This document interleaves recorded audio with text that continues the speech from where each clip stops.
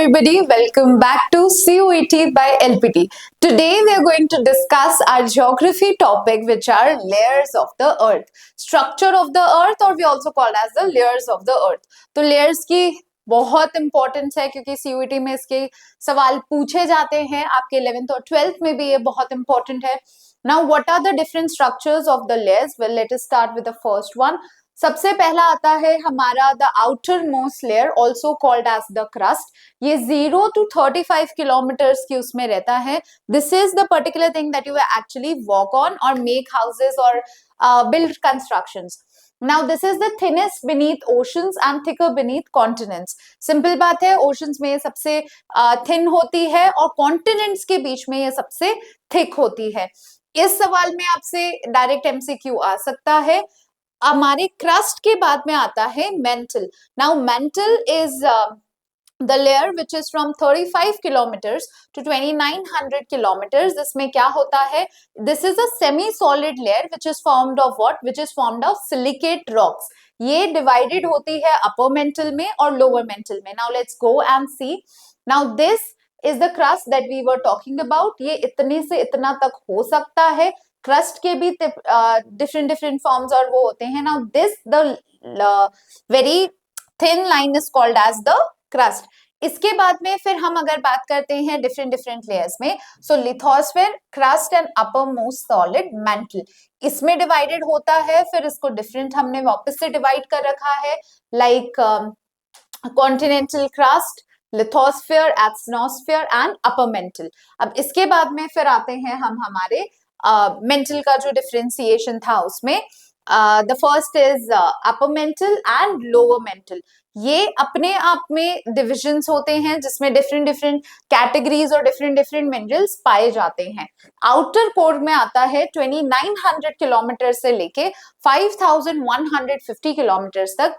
अब इसमें क्या पाया जाता है? इसमें आपका लिक्विड आयरन और निकल पाया जाता है, which surrounds the inner core and generates the Earth's magnetic field. Now this can be asked to you in your CUET exam, that what surrounds the inner core and generates the Earth's magnetic field.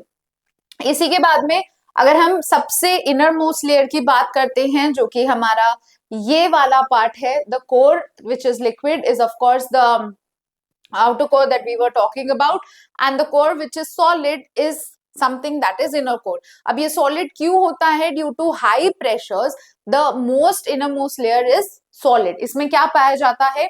Iron and nickel again. It is immense pressure which keeps us in solid state despite high temperature. तो यहाँ पे ध्यान रखना है, high temperature भी है, high temperature के साथ साथ में ये solid state में भी पाया जाता है. Now the thickness of the crust varies. ये हम already discuss कर चुके हैं. और heavy rocks with the density of 3 cubic meters आता है. Kind of rock in the oceanic crust is basalt. Basalt बहुत इंपॉर्टेंट टॉपिक है कि जो भी आपका रॉक सेडिमेंट्स के पास में पाया जाता है, रिवर सेडिमेंट्स के पास में, उसको हम बेसाल्ट बोलते हैं.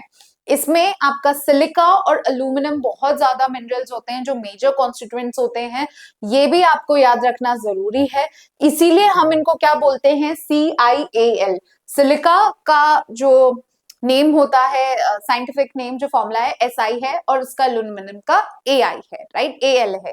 सो we call it Cl. Now this is the interior. Crust के बाद वाला आता है हमारा मेंटल. मेंटल सॉलिड स्टेट में होता है, डेंसिटी ज्यादा है, और इसी की डेप्थ क्या है? 2900 किलोमीटर्स है. चीफ सोर्स इसका क्या है? मैग्ना, जो कि वोल्केनिक सर्फेसिस की वजह से इसमें प्रेजेंट होता है. इसके मेजर कॉन्स्टिट्यूएंट क्या है? Silicon and magnesium. तो ऊपर वाले में हमारा सिलिका और एल्यूमिनियम था, और नीचे वाले में हमारा सिलिकॉन एंड मैग्नीशियम है.